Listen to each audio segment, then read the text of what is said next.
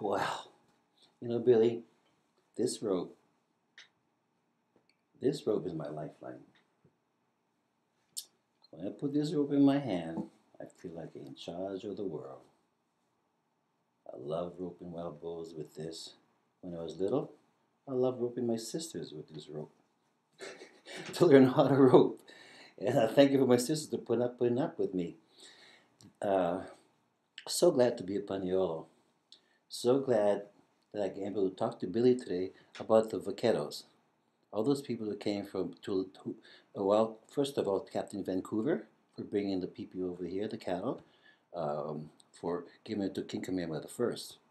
And we became keepers of these cattle for a number of years, where Kamehameha the first put a kapu to not touch the cattle because he really appreciated this gift from his men. They came all the way across the ocean from Europe, from Britain, Captain Vancouver. Through the years, we roamed free, and Kamehameha the Third came around about 1830 or so, something like that, and then he sent his best man to California, which was part of Mexico at that time. Um, and how Billy, how do you think the selection of these of this of this uh,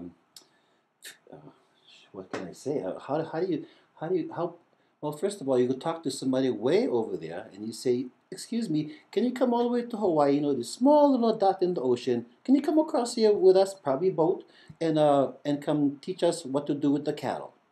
How do?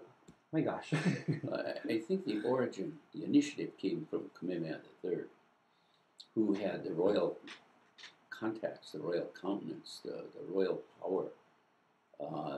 In visiting these great California ranches, there were huge operations that his contacts there that welcomed him would be the leaders. They would be the large rancheros. All he needed to do was say, "Juan Bautista, send me 12 of your best to teach the men and women of Hawaii to cowboy." And they came out here. They brought their gear. They brought their horses. They spread around the islands. The big island got 3. The other islands got 3 and 2, depending, like Hawaii. And what did they have for students? They had people, willing Hawaiian men and women that were already skilled weavers. They were braiders. They made the Senate cord to lash the canoes. They made the sails by weaving. Lauhala weaving was commonplace as it is, sadly not as much as it was today as it was then. But all of those skills were everyday skills for those people. Naturally athletic. They were already on horseback. Their saddle had no dallihorn, and they had no lariat. The Mexicans brought not only the saddles with a dallihorn on it, they brought the lariat. So beneath a great and sprawling Ojai tree, maybe a dozen or so of these men and women would go ahead and be specifically taught how to braid by 6 or 8 a rawhide lariat, kaula'iwi, skin rope. They would be taught how to go ahead and carve the parts of the saddle tree that would make up the basic skeleton of a saddle. Only the Hawaiians did it better. They refined the dallihorn. They made it a little taller with a nice cap on it. The seat, the cantle, they went ahead and made very concave to accommodate your polo after many, many hours in the saddle. And the given names of the 3 major parts of the saddle would be taken directly from a canoe. And that would be the front piece at the front or rear of a canoe, okumu. Okumu. The lateral outrigger is called yama or ama, and that's the saddle bars beneath the saddle that connect okumu to the cantle. And then the splashboard on the front and back of a canoe is round, called poi, and that's the cantle of the saddle. Okumu, yama, poi, right after a canoe. Only very refined, so that's why you look at a Hawaiian tree, it has very fine features, not like a more bulky, thicker, heavier Mexican tree. And soon those people, I would say, I would be surprised if it took them 2 years to get those men and women fully equipped to go ahead and be out there among the coastal plains and the great forests catching wild cattle and snubbing them up to a tree and leading them home the next day. One of the things interesting about our saddles was the tabuderos. Yeah. Yeah,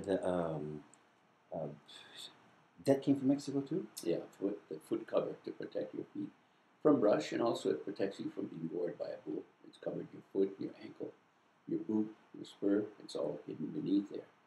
That's very Mexican. The tail piece on a Hawaiian tree is also Mexican. That was called anquera in Mexico, and that was like armor to protect the conquistador from being lanced. Okay, but Hawaiians call that the halehuelo, tail piece. Hale is protective. Huelo is the tail of the horse, so it's a tail piece. And you can put your ukana on there. You can put your lunch. You can pack your partner back home if you got bucked off. You can carry a lot of gear back there, and there's a purpose for that particular piece. Yeah, the tabuderos, like ours in the the South Kona side, it was pointed. Are all tabuderos pointed? Most tapaderos are not. In fact, that ihupua, which means pig nose, that's almost unique to South Kona, to Mecanis, to Magoon, to Iha, Honolulu, and that was for the fact that there was so much ikoa haole stubs that are horse high, and when you got to run through it after a bull, that sharp pig-nosed tapadero that's not only protecting your feet, it kind of knifes its way right through the koa stumps, whereas the rest of the tapaderos that you see made are very blunt-nosed. One of them is called monkey nose. You know that's a real blunt nose one. And iu keko would be the name of that style of them, like Kukaiao Ranch had iu keko style. That's open country in Kukaiao. They don't have what you folks went through at South Kona. So the purpose in that was, again, using your head, glide through the koa. Don't fight the koa by stubbing into it like that. Everything lasts longer that way. And then you drag through there. Okay. Who do you know the names of those families that came from Mexico? Well, of course, the published ones we have to depend on because that's all it is. So it would be Ramon, Lozura, and I think Ramon's full name was Baisa, Ramon Baisa. Lozura, I don't know the full name there. And then another one is the third one named Kosuth or Kasuth. To me, it looks like a Russian name. I don't know. I'm just depending on where it was published because I can't find any further references. However, it would be interesting to imagine that those Mexican men that came here were vibrant, industrious men that you would think would marry Hawaiian Wainis and live here forever. Not so. By 1848, most of them had to go back because of the breakup of the Mexican ownership of old California. And that meant a lot of the haciendas that they came from were being broken up. Some of them were family to that ranchero. So they had a right, and they had property rights that they probably lost, but they had to go back to try and salvage. So with that came a situation where out of the maybe dozen men that came, I think traced three of them to be the patriarch, the Vaquero patriarch of men and women today that are great horsemen and horsewomen. The Kainoa, the whole strain of Kainoas go back to a Hawaiian Wahine in Pololu Valley named Kainoa Kupuna, and she married Ramon Baisa. That started a whole clan of not just Kainoas, the Sproat family. So you have Buzzy, you have Kindi, you have William, Jacob William, you have all of those that really descended, and they're all more mule men, but the Sproat name in rodeo is a big one today. So they were both ways. They could do cattle work, they could do mountain, building canals, building all of the different waterways of the mountains of the valleys of Koala. Same thing, they came from that heritage.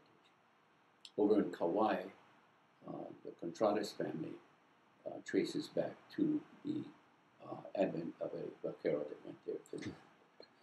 Kauai has Castro Valley. Some people say, well, that's from Mexico.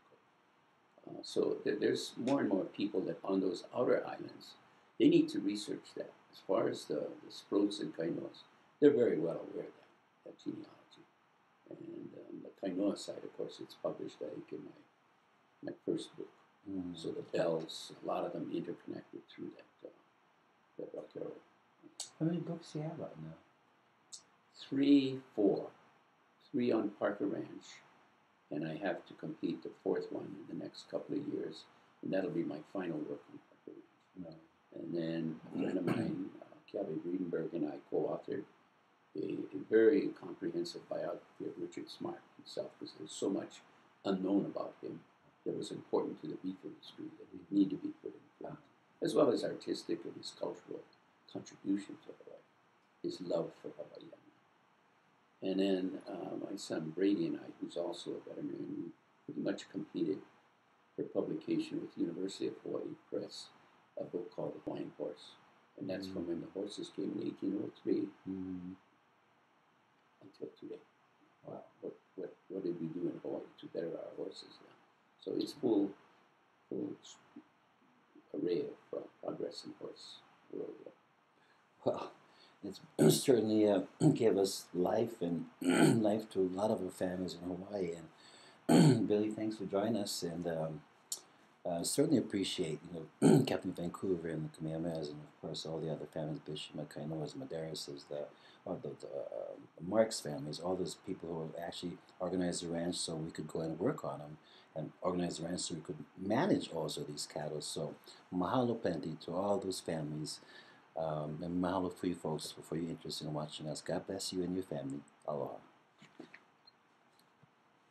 That beach scene, that was what Hookena Beach. I'll kill you. In the front of it.